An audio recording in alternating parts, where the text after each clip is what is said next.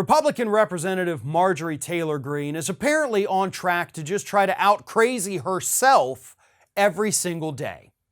And so yesterday she came out and told us that it is in fact Vice President Kamala Harris's fault that the evacuation process in Afghanistan is not going well, and has now suggested that we impeach Vice President Harris because she is not personally over there helping evacuate people. Here's her statement here.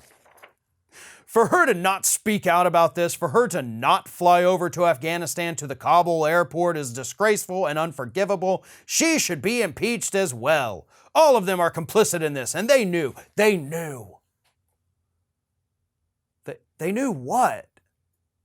What did she know? That this was going to happen? No. This woman is absolutely nuts. And no, I'm not talking about Vice President Kamala Harris. Kamala Harris didn't do anything wrong here. Let's be honest about that. I am by far, definitely nowhere near being the biggest fan of VP Harris in this country by any stretch of the imagination. I have lots of issues with her, including mostly her past record. However, if we're only looking at this one snapshot, Afghanistan, Kamala Harris didn't do this. This isn't her fault. And no, I would not expect the Vice President of the United States to essentially go to an active war zone to help evacuate people. Admittedly, yeah, it'd be cool if they could, but that is far too dangerous. You wouldn't expect it of a Republican. You're not going to expect it of a Democrat. That's simply not a thing that happens. And by the way, Marjorie, if you're so concerned about these people trying to evacuate, there's literally nothing stopping you from going over there and helping them, by the way. You want to talk about people not doing anything to help? Look in the mirror. You could hop on a plane, go straight to Kabul airport, and say, "Come on, folks. Come back with me, Marjorie Taylor Greene. My governor here in the state of Georgia has already said he's welcoming refugees, so let's go, folks."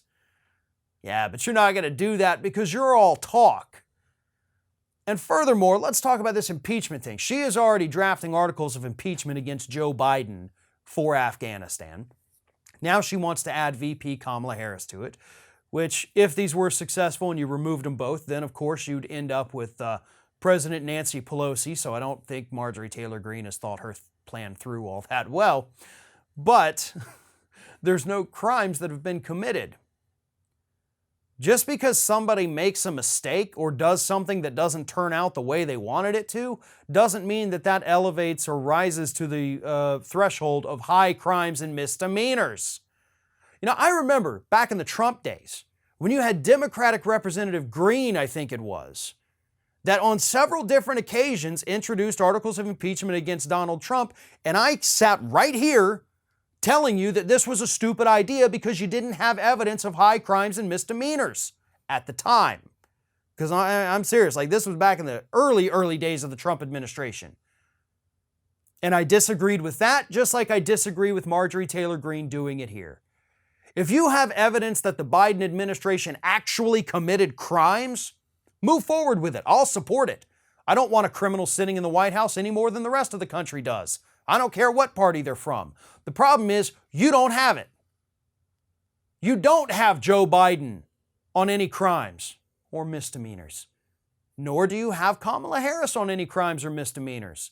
All you have are idiotic right-wing talking points that make you look like you're getting crazier by the day. And, as far as I can tell, you kinda are.